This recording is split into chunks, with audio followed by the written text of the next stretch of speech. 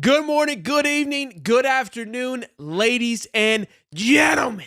Welcome back to High Top Sports Game Day. It is week 5. We are coming off a hot one yesterday. Miami versus VTech. Was it a catch? Was it not a catch? We'll find out later on. We asked that question. That's a little bit of a teaser there for the boys listening down below. We got a jam-packed show. We got a good one in store. A lot of great games. I feel like the rest of the year, there is not a bad week in sight. So let's have some fun. Smash the like button, subscribe. This show is, of course, brought to you by BetUS. And before we do dive into anything, though, I do want to make sure that we have our thoughts and our prayers for everybody that was affected by this hurricane. This thing came through and just destroyed a lot of people's homes and lives. And thankfully, most people were safe, but definitely shoot our prayers to everyone that was affected. Thankfully, my family over here, we're all good to go, but prayers for everyone out there. First order of business, Mr. Ty, a.k.a. Blaze Hayes, joining us to represent good old Alabama. Ty, how you doing, baby? Feeling pretty good about today? I'm feeling real good. You gave me a roll tide this morning, so that just that elevated everything for me. I'm just super ready for this game to be played. I'm one of the only fans out there, man, that prefers morning games, only because I'm not actually there to enjoy the environment. If I was there, I'd like the night game, but I'm stressed all day until my team plays, so I like them to play early so I can enjoy the rest of my Saturday in bliss. Agreed. I can attest to that, being a Gator fan. When we play late, it's cool for like the experience, but as a fan waiting at home, waiting around, and having to stay up that late and having to do show afterwards, not the best. We'll be back in a minute, Ty. We got Mr. Jason representing the Sooners. I thought for sure Jason wouldn't come back on the show. I did not hold any punches after his loss to Tennessee, but he's a good sport. Look, it's what it is with the SEC. It just means more, right? So you got to be able to take your lickings and then move on. So I think Tennessee fans, they'll probably leave you alone. Unlike Miami fans, they're still on my DMs. Never. No, they're not. Never. I mean, they shouldn't. They shouldn't. They haven't shut up. They haven't shut up in like 2 weeks. It's insanity. It's dude. They got time. They got time. And I don't get it. Yeah, they do got time. They're on the bye week, so they just talk more shit. It's just been fun stuff all week. I love it. Good to see you, Jason. And then, of course, we've got Mr. Cowboy Ty representing Illinois at Penn State. Woo! I never thought we'd have an Illinois-Penn State conversation on this show, but when you got 2 ranked teams going at it, and both of them looking pretty good, both of them undefeated, we got to talk about it. Yeah, I wasn't sure. I wasn't sure if I was Tyler or Ty, so you're going to have to I don't know who you are either. Just be ready, all right? Just stay on your toes. All right, I hear Illinois. I know I'm in. I'm dialed in. I got it. Yeah. All right, boys. Let's we'll see all of them here in just a few moments. We'll go through obviously the show, go each team, how we're looking. Let us know in the comment section how you guys are feeling, and we'll dive right into it. But let's go ahead and let's dive into the first order of business, Mr. Ty Hayes with Alabama. Now, I did give you the roll tide early on this morning. I told you how I love that saying. I'm gonna be up front with you. I got the dogs in this one, so I'm gonna need you to tell me. We're not cool anymore. I just flipped the switch. No.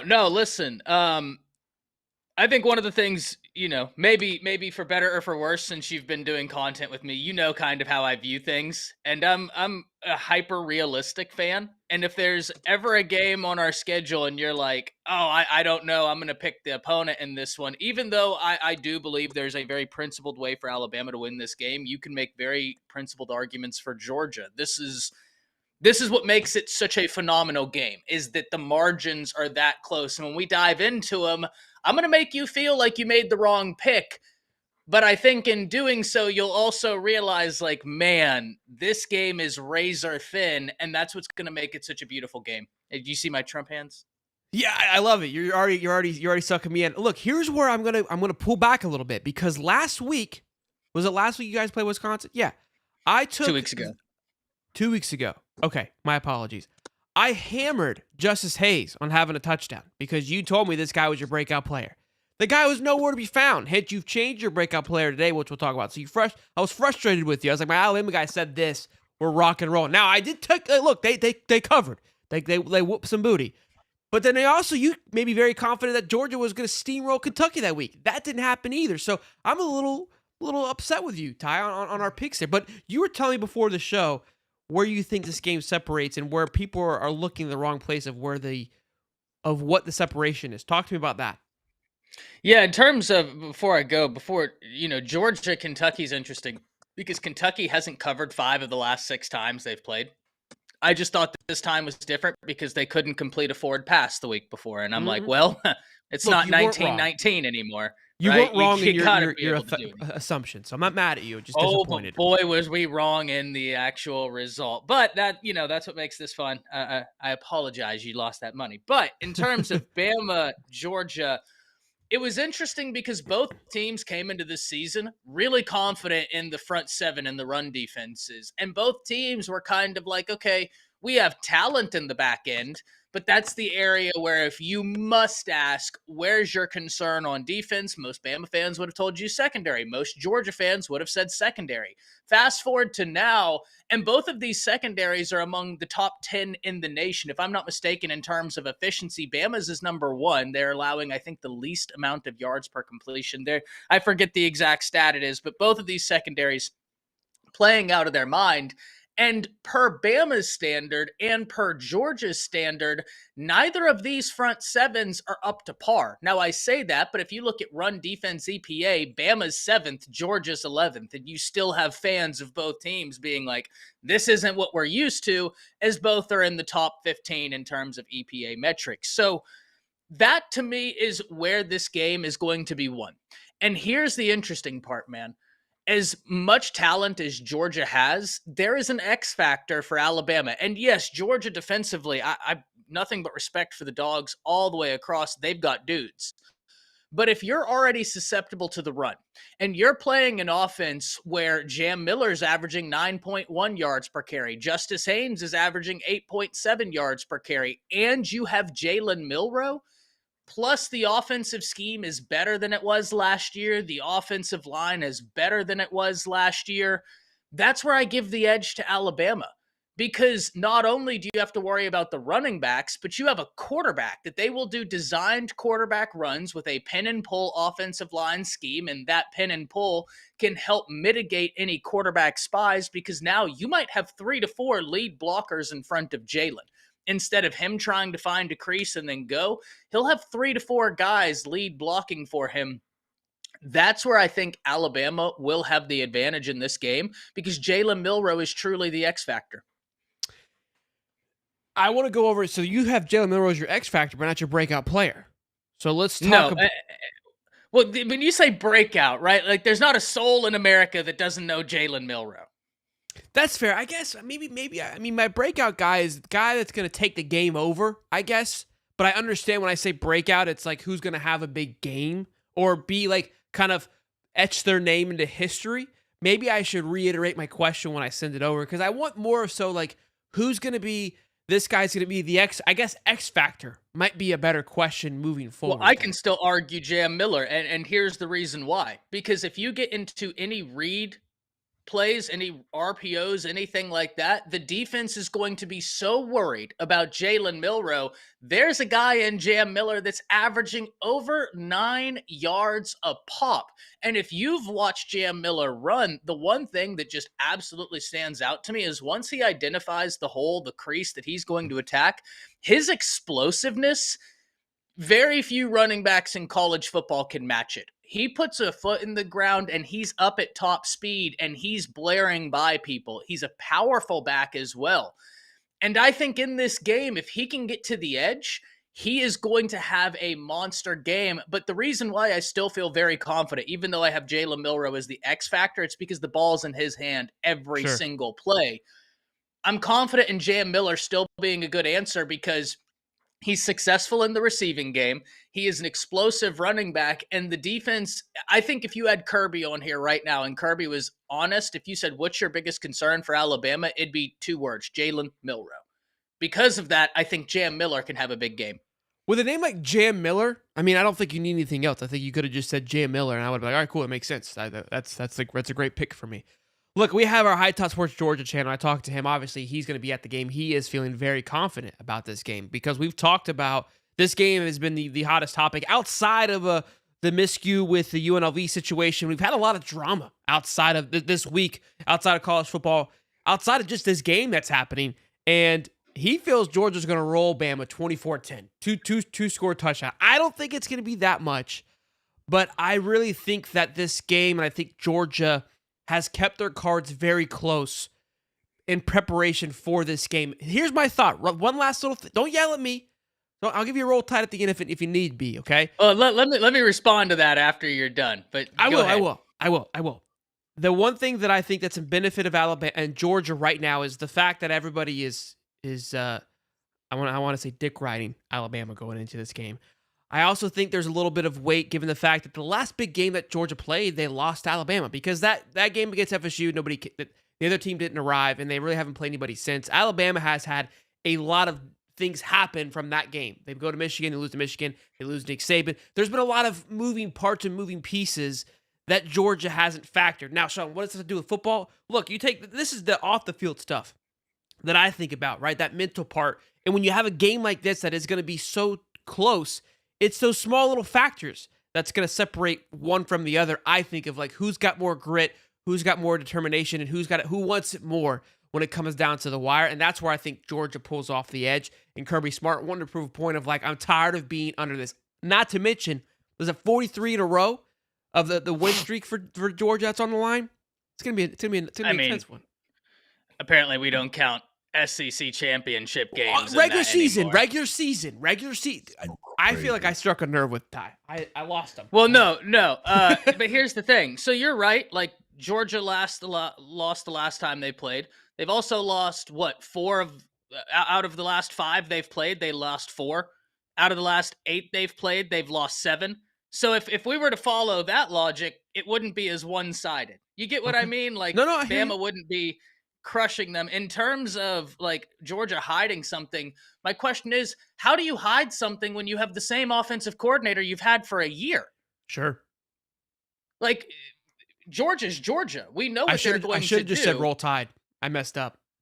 You did mess up. Georgia's had Mike Bobo for a year. There's nothing to hide. Mike Bobo's offense is Mike Bobo's offense. Like, sure, they may have pulled punches in Kentucky, but that didn't work because then they had to try and win the game and play from behind. So if they were pulling punches before, they damn sure weren't after. If anything, when I look at this, Bama's the one with all the new that hasn't been able to roll out a playbook completely yet because of everything. And then Barron 71. He's 100% right. If Georgia goes up 12, it could be a game. Remember this, though. Georgia has a offense that is outside the top 55 in scoring offenses in the nation. Bama's number 6. So I don't think it would be as difficult for Bama to go bang, bang, bang, as opposed to Georgia being able to go bang, bang, bang, just based off of what we've seen and stylistic. And Cole, if I'm an idiot, prove me wrong. Where am I an idiot? No, I guarantee you can't spell where I'm wrong. Ty is the farthest thing from an idiot. Look, I think for me, I'm representing Georgia just for this back and forth here. I think the X factor for them is going to be that running back room. I think that they're going to Trevor Etienne in that room and Nate Frazier are going to do some exciting things. And Carson Beck, again, he's getting the overrated chats are starting to ramp up a little bit, but should be an interesting one. Ty, don't go anywhere. Obviously, we're going to be back for the end of the show. Everyone's been talking about it. Obviously, we're talking about it now. We've got 60 strong in here, boys and girls. Shout out to Ty Hayes, representing Alabama. Hope you guys enjoyed the new signs here. We got live. Let's go. A little football here. We are feeling good on this Saturday afternoon. Let's dive right into Boomer Sooner with old Jason. Jason, good to see you. Glad to have you back. Like I said, I thought you were going to be on the hit list. I thought for sure. I was like, Jason's never coming back on the show. I didn't hold any punches after taking that L to Tennessee. It's been a blast poking fun at you all week. I will say that. Well, we'll see kind of how the end of the show goes this time around, with the little scoring and shit, because you've been fucking me there. So, No, you got a lot of love. The first question you butchered. Go back and watch the film. No, we're not going to do this because every time that I've been on this show, it's been that way. So it is what it is. We'll see. You start off slow. That's not my fault. You close very well. You start off slow. You put yourself in a hole. I don't think I did. We got the Sooners versus Auburn. Both teams in just turmoil in multiple ways. You've got Oklahoma having a quarterback situation. It's not really a situation anymore. It's moved on, but there is quarterback drama. You had Auburn that has coaching drama, quarterback drama. They're going with their guy, Peyton Thorne. I try to tell people that Auburn wasn't going to be what this is the one thing that I am most excited about is that Auburn is exactly what I thought and said they would be. It's the only take that I've had right, and I'm cool with it. I'll go 1 for $1 billion if I'm right on Auburn. I don't know where the hype came from. They thought Hugh Freeze was the Lord and Savior, and now they're looking to get him out. He's trying to cash in. I think he's trying to pull a Jimbo and try to take the cheddar. But Auburn's favored right now at home against Oklahoma. And this was a game when I did an early projection for Oklahoma. I had Oklahoma losing this game. I'm a little less confident in it now. The reason I did this because, look, going into Auburn is going to be tough to play at, right? That just is what it is. Sure. Absolutely. But I don't know anymore. I think Hawkins gives you guys an advantage. I guess if you're Alabama and Georgia, it sucks to go to Jordan Hare. But, New Mexico State and Cal, they don't mind it so much. I don't know. That's true. That is true. How are you feel about today's game, Jason? I love this defense, man. I love this defense. It did everything that it was supposed to do last week. They had Nico in a blender for a lot of the game, forcing a couple of turnovers. The offense just didn't really do anything until Hawkins kind of got his feet underneath him. But I feel like I don't know how you feel about it. There's just a ton of injuries everywhere, particularly with these wide receivers. You've got your top 5 receivers now out. You got to hope that with Hawkins, he brings a lot more to the table than what you got with Jackson Arnold. And I'm not saying that Jackson's not a great player, 5-star guy. I get all that. He lost confidence. I'm sitting in the stands last week watching this thing, and I'm going, yeah, you got to get him out. 56% completion percentage. I think they had 72 total yards. He had a 1.2 quarterback rating and 3 turnovers. And the last one, the backwards pass, it was not an option on the play. So it just really, you could tell he had completely lost his confidence. You had to go with the kid. And he came in, played with poise, threw some darts, ran the ball well. I mean, he endeared himself to his teammates going and doing the helicopter flip into the end zone and then, taking on a linebacker and a safety at the line one time. And look, I just felt like I was saying it last year that if he got an opportunity to play, he may never come out. Unless he gets hurt, I don't think he comes out again. I just don't. And I like the kid. So I like the opportunity, but you're trying to cornerback at at receiver today. It's just a lot of things that got to happen for this to go well. The defense, though, is going to carry the weight. That it's all about what they do on defense, and they've been lights out. Putting the stats together for Auburn, their offensive stats, as you can see, total yards, points, etc., is very similar, not as much as what Tennessee was, but similar to it. So that is my concern if you are an Oklahoma fan, is that, look, your defense did do well against Tennessee, and I'm sure it'll do well against Auburn, but the big question mark still remains is offensively, and now you go to a new quarterback, which could be an advantage, not enough film on him, but like you just said, a plethora of guys out as well. Let's go to your breakout or X-Factor breakout player, which happens to be the only guy that's healthy on the offense. Yeah. Hey, Michael Hawkins. I mean, again, he looked really poised. And I think one of the main things right before the half when they put him in, they had a bad snap right off the bat for him. So they put him in a bad position. Then he runs up the middle, has a decent gain. On 3rd down, he has an opportunity where he probably could have gotten the 1st down. He probably would have taken a big hit, or he could have maybe thrown across his body and put the ball in jeopardy again. Instead, he steps out of bounds, live to fight another day. After what we had just seen, 3 turnovers, 2 of them were just absolutely ridiculous. It was okay to go to halftime at that point. You're thinking, yeah, that's smart. He worked his way into the game, and by the end of the game, I don't care what Tennessee fans tell you. They didn't take their foot off of nothing. They were playing press man, had 8 men in the box late in the game. They were definitely trying to keep Nico out of harm's way because they'd been sending lots of, different blitzes at him too. So, but it was never, I mean, even at, you want to talk about 22-3, that's really not out of reach in college football. We've seen it, Sure. be taken over. With the way that Michael Hawkins was playing, he was connecting on a lot of big-time throws, layered throws. He's fast. Look, man, he just plays with a ton of poise. And it kind of worked out that his entire time in high school in Texas, he was kind of running for his life there too. So the pass rush didn't really bother him. It just felt like he was playing a lot better. I think it's a better system than what they're they've been kind of trying to marry an RPO with the actual air raid, and it hadn't really worked. And I think that with him, you don't really have to do that. You can kind of do what they want to do. Look, you have to hope for it. You can't say they're going to do it until you see them do it. But look, with the poise that he had coming into the game last week, and it was a tough situation against a ridiculously good defense. You got to give him a lot of props, and I think he's definitely the quarterback of the future. We'll see how he does today, though. Gator Gates has run the triple option. You guys could Michigan it this week and just throw the ball for 32 yards and just run it down Auburn's throat and have some success. So there's an opportunity there to keep your eye and ears peeled for. This game's going to be a close one. It's going to be a tight one as well. Again, another big SEC matchup. The SEC matchups for this week. I mean, there's, again, a lot of great games headed into it. The ACC had a good one last night with Virginia Tech against Miami. That was a... What did we see there? I don't know what just happened. That was a crazy one. It felt like some dude tried to out Mario Cristobal. And then Mario says, "Hey, hold my beer." And then he gets bailed out for it anyway.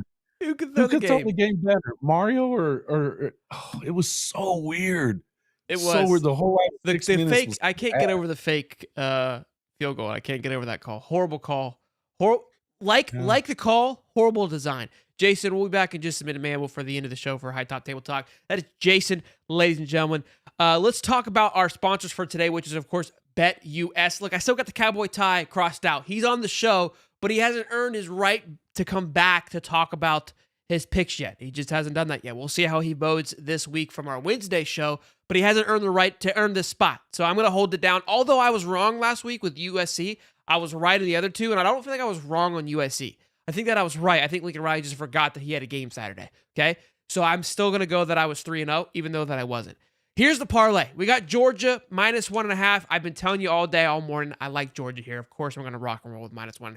Illinois, -17.5. They're giving you money. If you do anything today, go to betus.com, use the code YouTube150, and get back 150% on your first two deposits, $125 on your third, up to $2,000, and throw every dollar you have. Throw your kids' savings, okay, on this Illinois plus 17.5. Sorry, they're getting 17 points. Illinois is showing up to Penn State 18-0. That's how it's looking right now. 17.5-0. It's unbelievable. Then you got Utah, the little late night West Coast game, 10:15 kickoff against Arizona. Arizona has digressed like I thought they would. I thought there was a lot of hype coming in Arizona. I kept asking questions, so maybe I had two takes that I was right about. I know people are fired up about Noah FIFA and the quarterback and the wide receiver connection. I love it. It's fantastic. It's great. The kid's 5'9", okay? It's Bryce Young 2.0. It's not going to translate. It is what it is, but everybody wants to get all rowdy and howdy about it, and I understand it. Utah's going to roll. They're going to do what they've been doing all season long. They're the quiet kid in the room that nobody wants to pick on because they know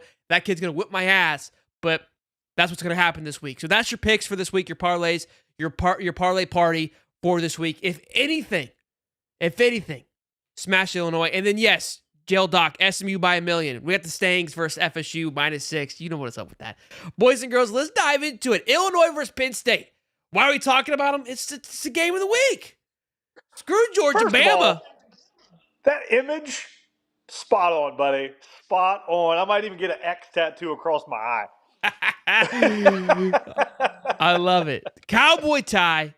We got Illinois, Penn State. You're representing the Fighting Illini today. Going up against Penn State. How you feeling? I mean, honestly, I think this is going to be an old school football game. It's going to be grind out, both trenches going at each other, and the secondary's in your face, smacking the receivers. This is going to be one of the fun games to watch where it's very physical, and I think it comes down to, turnovers, and I'm going to tell you why I think Illinois got a shot today. Ooh, turnovers. So go ahead. No. Illinois is averaging +1 turnover a game so far this year. Xavier Sky has 3 picks. That secondary is gritty, and Brett Bielema, he definitely knows how to develop those guys. He just put one in the top 4 in Witherspoon last year in the NFL draft, and he's got a couple guys in there that, I'll tell you, they are gritty and they will smack you in the face and play physical.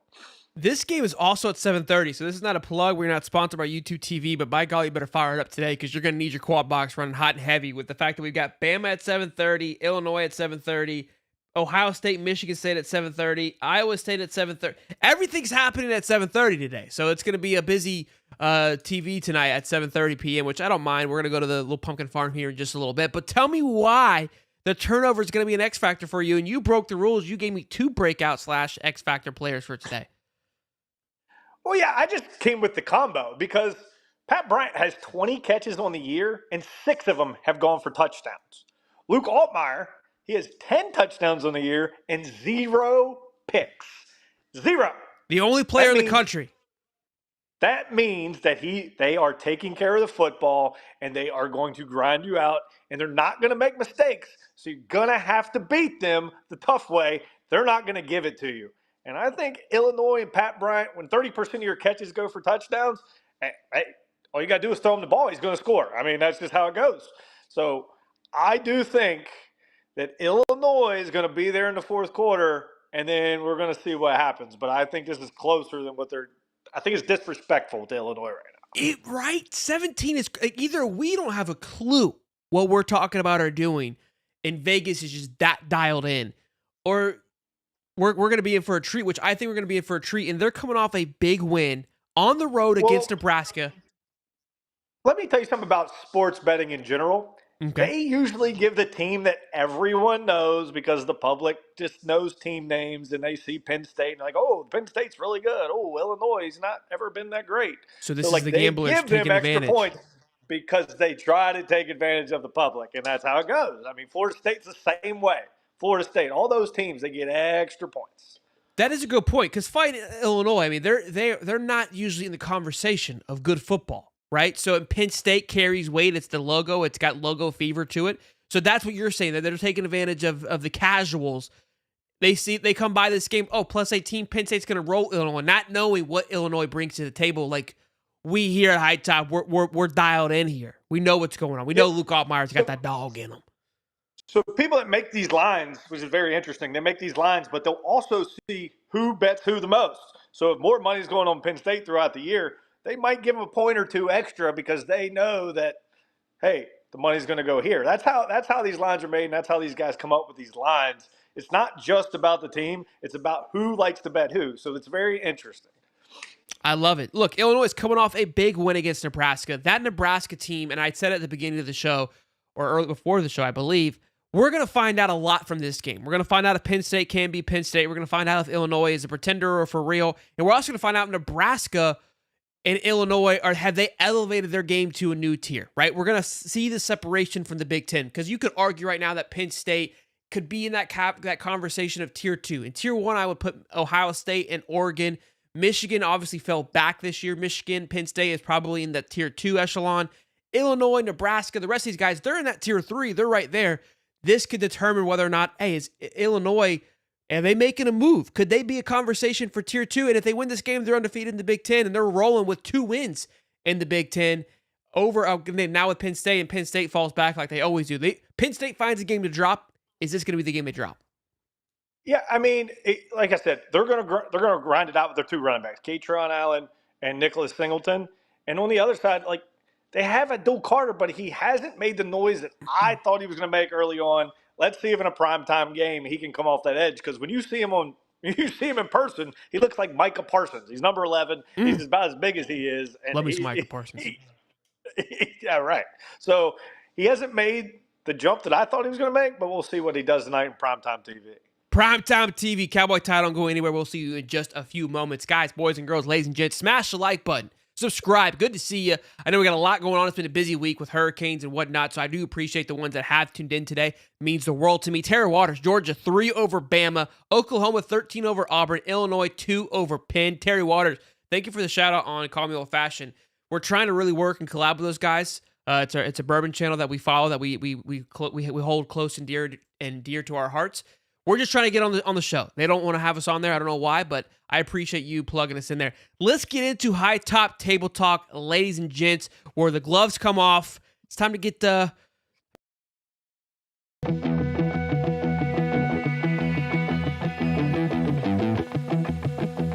Oh, gentlemen, we're back. We got Ty, Cowboy Ty, And Jason, we got some great questions, boys and girls. For those of Yeah, you that are new, we got to do something about the cowboy tie because I grew up breaking horses and on a horse ranch. So You're the all real I've ever cowboy. been called You're is the real cowboy tie. So we gotta do something about this. I'm just fake news. Uncle Lou roasted him last time for wearing the cowboy hat. He So did roast. It's a great hat. No. By all means, keep the hat. It's a great look, but hey, real quick, I gotta take a shot here. I gotta break the fourth wall. LFGM says night game at Beaver Stadium with fans all riled up is really difficult to deal with. Illinois is not winning that game. Hey, LFGM, why don't you just worry about the Mets not choking another season away, okay? Anyways, I can't wait till Monday, big guy. I can't wait. I've been biting my tongue. I swear to goodness, I'm going to be the most obnoxious asshole come Monday when the Braves go ahead and roll the Gonna Mets. be? What's that? You're gonna be? I mean, extra. Boys and girls, the High Top Table Talk show, how this thing works is like Around the Horn. It's a rip-off show, great value episode of Around the Horn. We don't shy away from that. I ask a question, you get 45 seconds to answer the question as best as possible. Obviously, we're biased here, so the better your questions bode to me, the more points that you get. Jason's upset clearly of how the last few went. That's not my fault that you're not good at this game. Get better. And you'll have 45 seconds. So, Jason, you'll go first, then Cowboy Tie, then the real Cowboy Tie, and then we'll rotate as it goes on. There's 3 big questions. I'm really excited for these questions. I think these questions are probably the best we've had all year. Now, you've had to watch college football. One of these questions goes back to last night, which is question number 1. There's multiple ways to go with this, boys. I want to emphasize that. Even though I asked a question, that doesn't mean you can't go outside the box and bring in maybe a point that I didn't bring up. So keep that in mind. Any questions before we get into this, boys? I love it. You guys are just like perfect. Bring it on. Jason, you were up first. Let me get the stopwatch. Obviously, at 45 seconds, I'll say time, and that will be your time. First question. Was the last night's catch, or was it not a catch? It was insane. We had called a touchdown. The field gets rushed. People are going absolutely insane. They go, it's a touchdown. We got to review it. They review it for 45 minutes for like an entire game. Then they call no catch. Jason, catch or no catch? I don't think it was a catch, but they ruled it on the field a catch. And you couldn't see anything going on that kind of proved it otherwise. So according to the rules, it's got to be a touchdown. Virginia Tech, Miami loses. I don't know how they got away with this crap. I told you, I'm serious, man. It felt like the guy from Virginia Tech was just really trying to out Mario Cristobal. He really was. And then Mario says, hold my beer, and gets bailed out because, seriously, I don't understand how that went down. He let them kind of run down the field. They didn't have a clue what they were doing with the time. And still found a way to get in there. Cowboy Tie? Oh.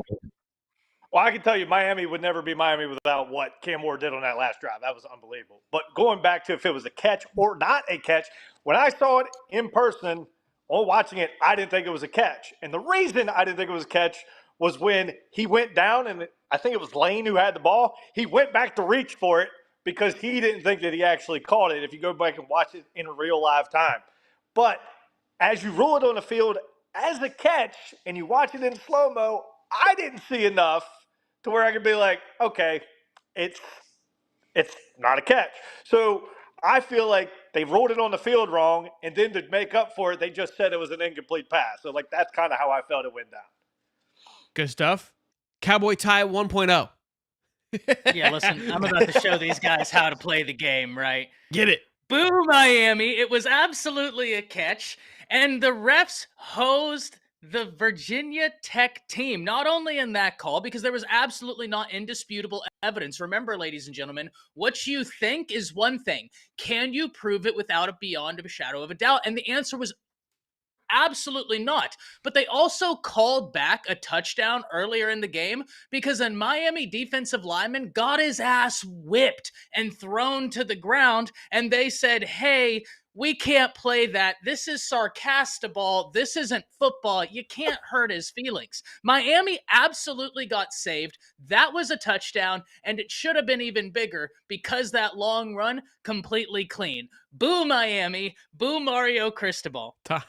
That's how you answer the question, boy. Bring some energy. Bring some thunder. Look, I think you nailed it on the head. That was the biggest thing for me is that I don't believe that it was a catch.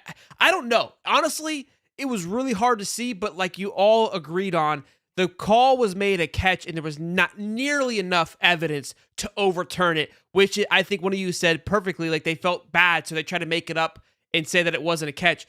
But the refereeing has been atrocious the entire season thus far, and I don't think we've been extremely loud about it. Everybody has been loud about it. I don't know. Something needs to happen. I don't know if they're trying to hold out for a big NIL deal as well. I don't know what's happening, but something needs to change immediately. You're affecting the game that we I got one thing to add. How comes the refs don't ever do post-game press conferences so we know what the hell they were thinking in that situation? Why don't they ever do post-game interviews? Never do have to. Yeah, they don't ever have to answer their questions. Yeah, answer for their. Yeah. I'm just curious to why we don't do that. To be like, what did you see? Is that a raccoon in your screen or a dog, Cowboy? What was that? That's the Nittany Lion getting ready for tonight. Came into the screen there. Yeah, I don't know. My thing is, I don't think that it should have been that situation. I'd love to hate on Miami. They played an ugly game, and Mario did say they played an ugly game. But yes, Cam Ward saved their ass. The fact they had that man tackled and he just spits it out to the 14th year tight end, I could have spit. I could have thrown up. This guy's been playing football since 1996. God, bro, you realize I wasn't even born yet. He just stood there.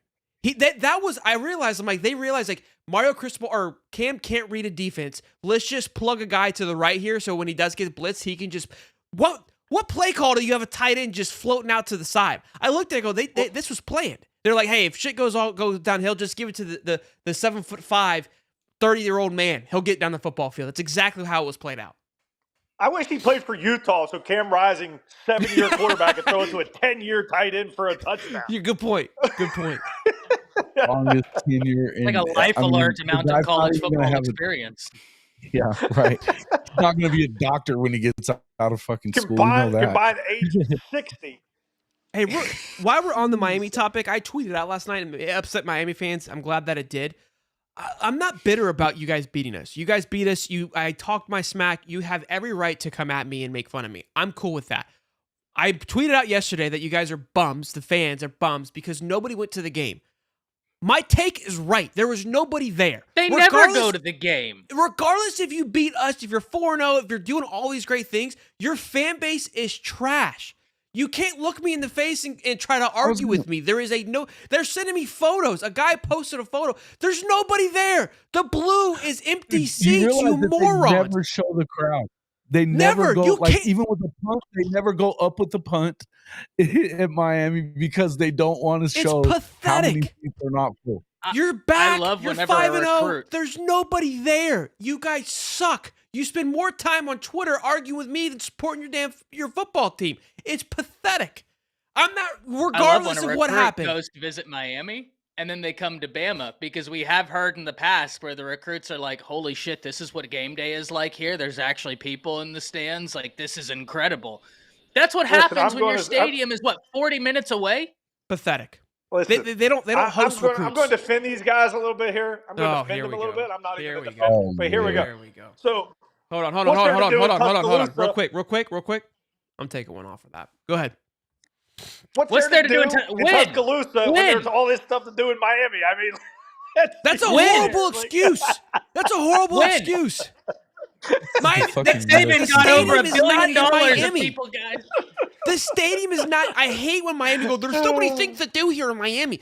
You're 25 minutes from South Beach. I like to see from both sides. I like both sides. I just like to see it from both sides. Hey, I will. Can I say one thing? The last time Miami tried that on a recruit, now the kid isn't in Bama right now, right? He ended up going to Ohio State. Yeah. But they said that to Julian Sayin, the 5-star coach. Oh, there's a lot to do here. He started laughing because in his mind, he's like, yeah, and not win is one of those things you can do here.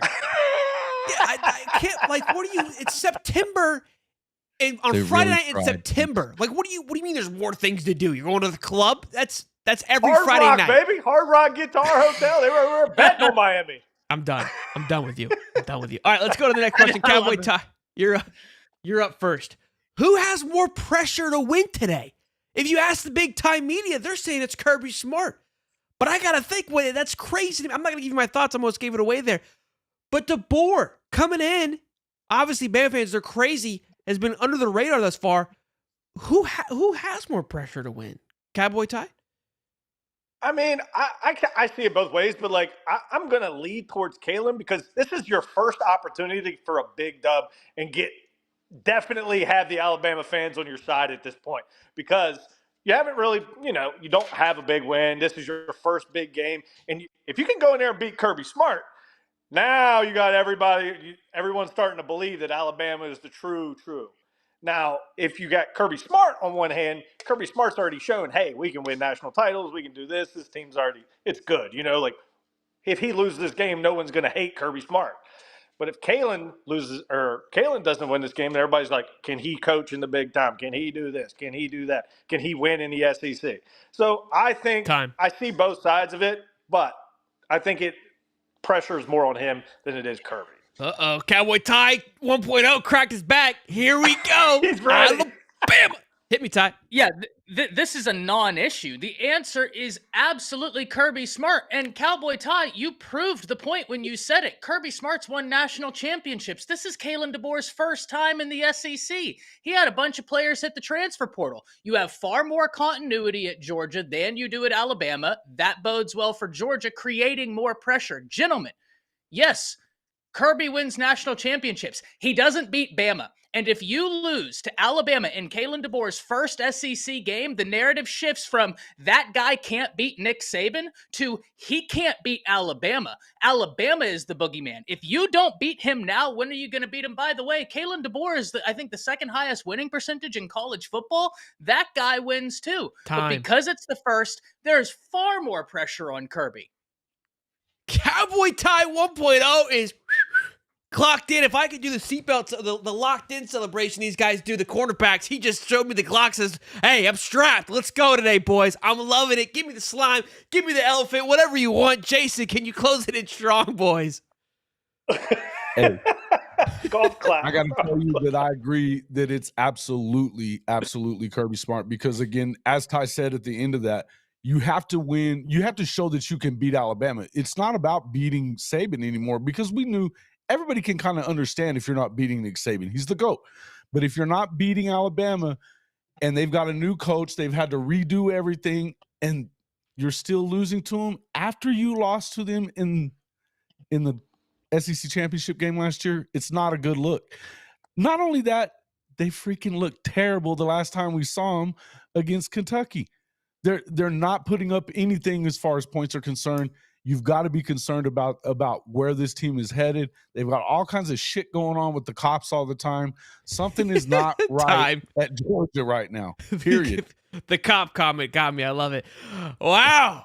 Cowboy Ty, saddle me up, boys. He is fired up today. He goes, my game's at 7:30. I got time today. I love it.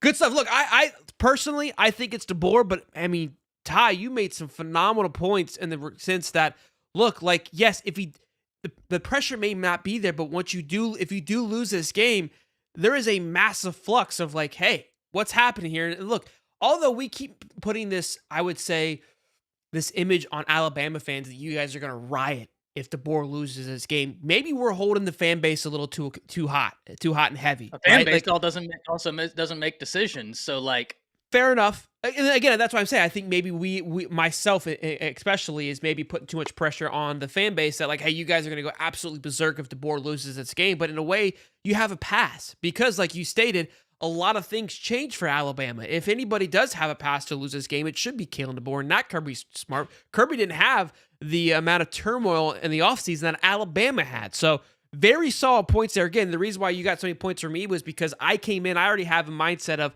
what I think the best answer is. Not that it's always right. I want to be proven wrong, or you either support me even more. That's how I kind of gauge this. And when you really flipped me around, I go, wow, these are really solid points there. So good stuff there. So you're biased. I got it. I say it at the beginning of every show. I am not the perfect host. Already? Shit. Yeah, I am horrible. I am the worst person to host this game. Did y'all not notice how I approached the first answer? I was like, oh, there's his ego. Let's fluff it up. Let's get some boo Miamis in there. Like, I know how to play this game. Ty, you guys realize Ty gets onto the show early to send me cash apps before it starts. Like I am. Hey, no, foul on the play. You're not supposed to tell them about that. I can be bought. I say this every single week. I want to be bought. I want to be pampered. I am a recruit. Give me the red cart treatment. I don't care what the comments say. I don't care if your answer's wrong. If it plays to my ego, you're gonna win. I'm not gonna shy away. Deals going on. Nil deals for life. Yeah, nil deals. Yeah. Look, when you're the host of the show, you get to do whatever you want. All right. Fair enough. That's fair. And Baron 71. 1 is not half of 1, but that's okay. Miami fan. No math. I just look like Alabama's score. That's all. Barron says DeBoer absolutely has pressure. It's his first test for George Kirby. If he loses, he's got half the losses Saban did already versus Kirby. It's a good way of looking at it too. Point for Barron. But no, the thing is, no, not a point because that's what you said. Half of 1 is 1 is not half of 1. That's why Miami can't win. I don't think he's a Miami fan. I think he's just from Miami. But anyways, no, he said he's a Canes fan. Oh, did he? Okay, I'm not paying attention. All right, Cowboy Ty 1.0. You're from Miami. Okay, yeah, no, my bad. You're first here. All right, here we go. This is a fun one. Who's in the wrong? Is it Sluka, the quarterback? Is it UNLV, the school? Is it the NIL collective? Is it the agent? Is it the NCAA? Is it everything? This is a wide open question. Ty? It's the NCAA. And listen, you can argue this several different ways, but the reason why it's the NCAA is because the NCAA is the spineless organization that brought us here because they have the foresight that the good Lord above granted an apple. Whenever NIL was deemed to be legal, it was 10 days after NCAA versus Alston, meaning they didn't do this on their own accord. They did it because the Supreme Court cooked them and said your whole organization is going to go by the wayside because of your structure. That's the only reason they made any changes. The pressure and all of this is on the NCAA. They have refused to change. They open Pandora's box with zero provisions. They can't do anything because they can't pass antitrust structure. It's on them. I showed up today, boys. He's over here pulling out references from lawyer books. It's like Suits 2.0 over here. Jason, hit me with the juice, baby. Listen, he's not wrong, though. And the fact of the matter is simple. These guys, you want to take this money away from these kids and you're trying to screw them over at every turn and then tell them that they're the ones that are greedy. It's unfucking believable that we continue to have these conversations when it is the NCAA that's been screwing this up. They haven't won a court case in how long now? They keep taking all these things to court, or they get taken to court and they get taken to the cleaners. They have zero teeth left. If you really want to fix college football, then maybe you ought to get a governing body that has a spine and can do a damn thing about what's going on. But taking away the kids' money is not the way to go about it. And if you're UNLV, you should pay up if you actually had the deal out there. You're 3-0. Can I say something? Because go ahead. There's someone in here who's making Gator fans look bad. Bat Roan or whatever the hell you're. I'll read you the amount of times Kirby has played Nick Saban, because apparently math and reading not going well. 2017, 2018, 2020, 2021, 2022. He's won one of those. So where in the hell has Kirby played Nick Saban 8 times? He coached with Nick Saban. I'm trying to catch up. I'm reading comments. Ty's popping up. I mean, he's dialed in over there. I don't even know what to say. I don't even know if I want to go. He's managing 4 shows at once. I don't know how to keep up with it anymore. We got 70 strong in here, boys. Be sure to smash the like button. Ty, there isn't a shot in hell that you win this. There's not a shot in hell that you win this, but we're happy to hear what you have to say about this. Listen, first of all, he might be a lawyer just because he said reasonable doubt earlier. He and the is. simple fact that he's just bringing up lawyer stuff. So I'm not real sure. He said a cowboy, but he might be a lawyer. I don't give a damn. It's the NCAA because they're crooked ass people. I hate the NCAA. All they do is they allow this dumb shit to happen over and over and over again. They don't care because they're all sitting on their yachts ready to just go off into the sunset because they make all this damn money.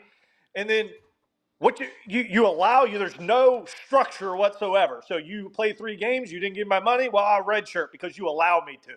Oh, you're going to tell me you're going to give me 100K and then you're not going to give me 100K? Well, that's okay because I'm the NCAA and I allow you to.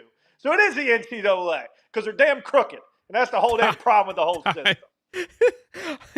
I love the firing on the Ollie boys thing. Look, this is a great show. Jason, did you see my point? Like, sorry for the nip slip. Cowboy Ty 1.0 brought the absolute smoke today. You did a great job, but like, what do you want? The guy was dialed in. What do you want me to do? You didn't even bring out a whiteboard. Okay, fair enough. Anyways, Byron, he said he's off by 1 game. Brother, you said they played 10 times. You're off by 5 games. How wrong do you want to be? You continue being wrong. It's incredible. I've never seen anything like this. This is like willful. I'm going to stop.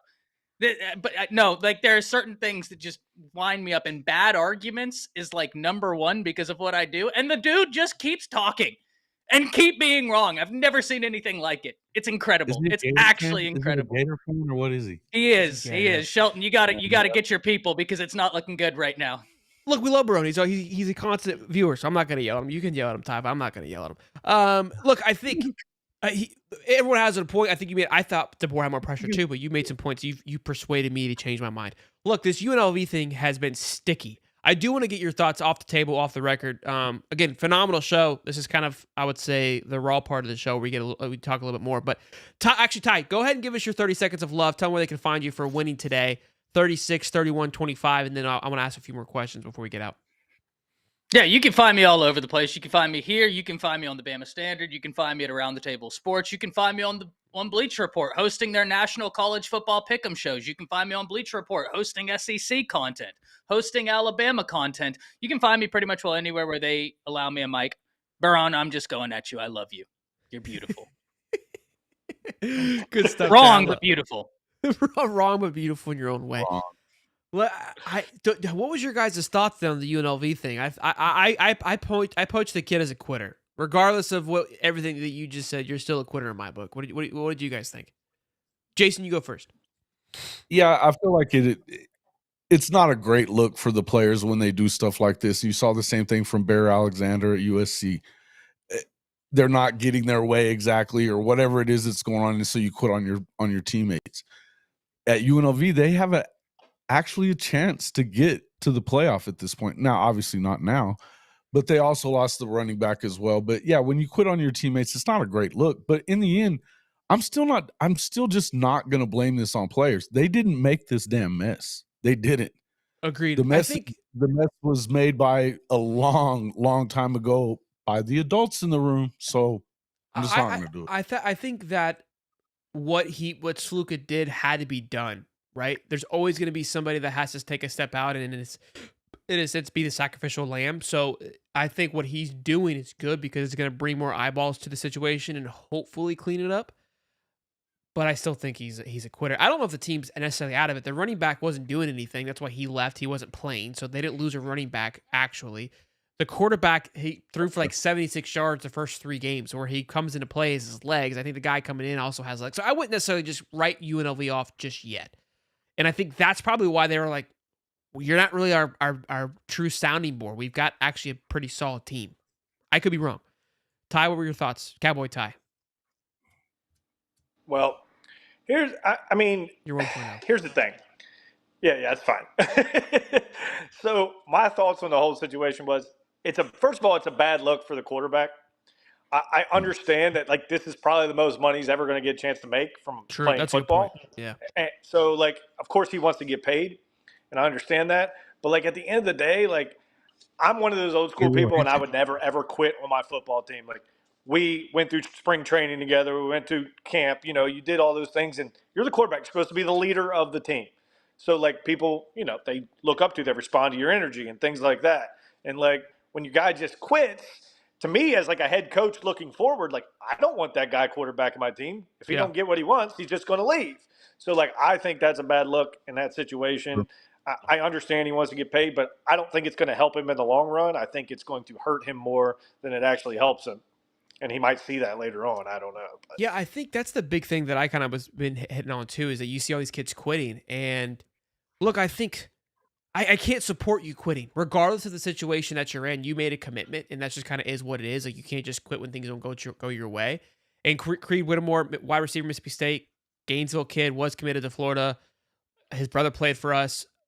I would love for him to, maybe come back or have some success. But at the same time, it's like, look, you quit on your team middle of the season. Why would any coach want to take you on? Now, they will, because what coach wouldn't take an opportunity, especially the Sluka kid? Oklahoma probably maybe need a senior quarterback next year.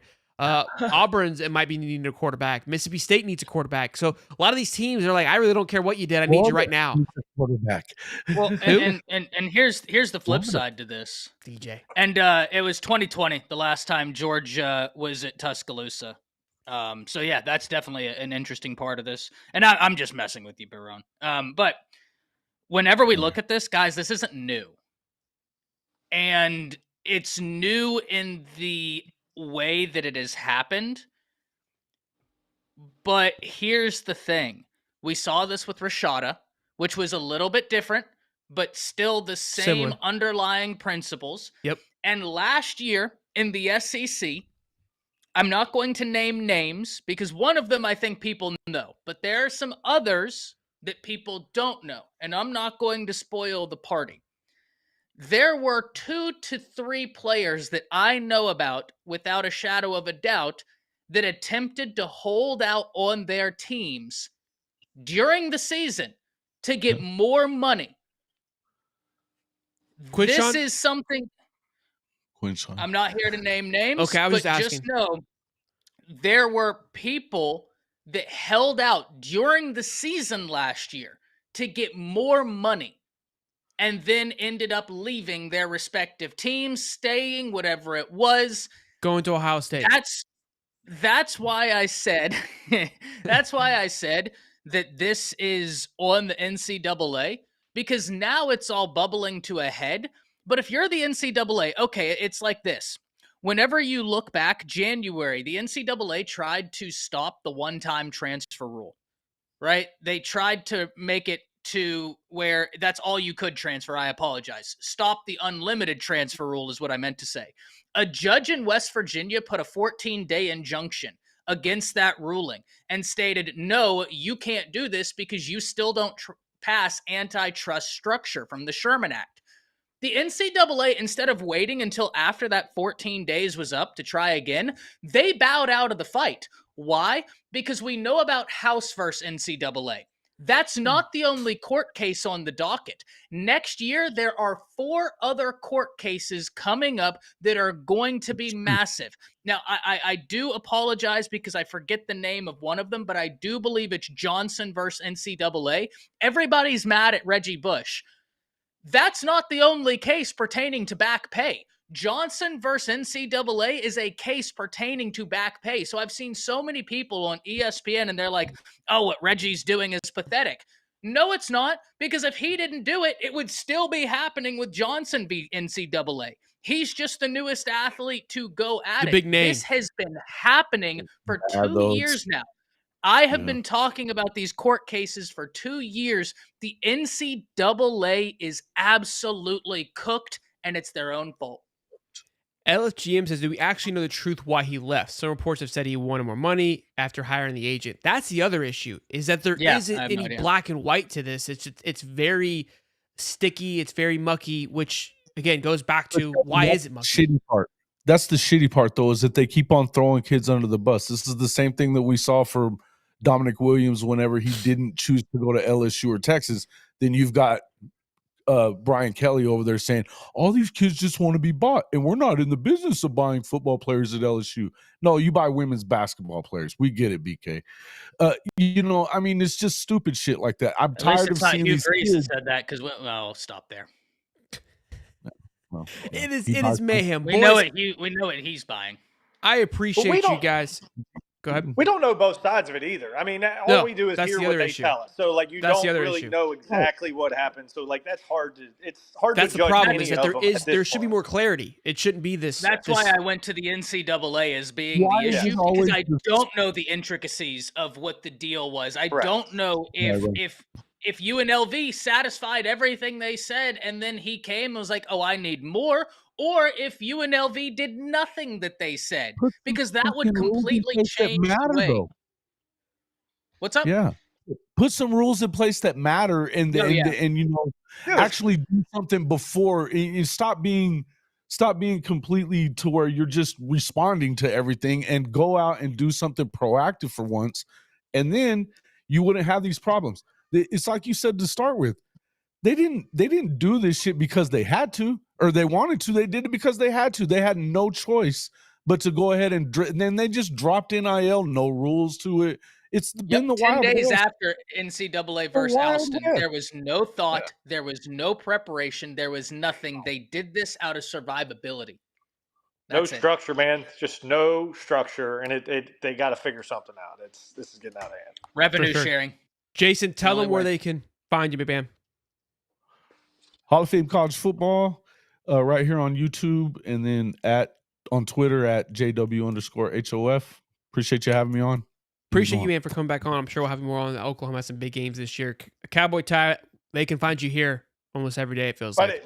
Just look up my name. You're gonna find me. That's just how it goes. Just find me. It's good. Just Tyler Spurlock. Google it. Figure out what it is. Hey, Google me, bitch. Hang out with this cowboy. Ty Hayes, what's up, baby? Tell him again. I know you said it, but you get one more for kicking ass. today. I wish I could drop a Google me. Google me. That's great. That's great. You can find me at Around the Table Sports. You can find me here. You can find me at Bleacher Report. You can find me on the SEC Connect. You can find me on the Bama Standard. Like I said, anywhere where they give me a microphone, I'm there. And yeah, appreciate you having me on. Barone, one more time. Love you, man. Appreciate you guys, boys, gents. Those gentlemen are incredible. Hope you guys enjoyed today's show.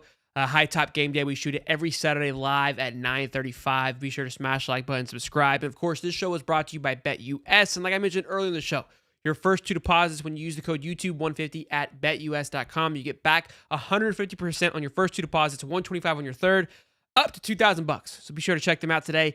Dive in at all the action. Have a great Saturday. It's a great slew of games. It looks like they're all tonight, so maybe enjoy the day. Go out, go to a pumpkin farm like I'm about to right now with the little man, and we'll see you guys in the next one. Peace and love, baby.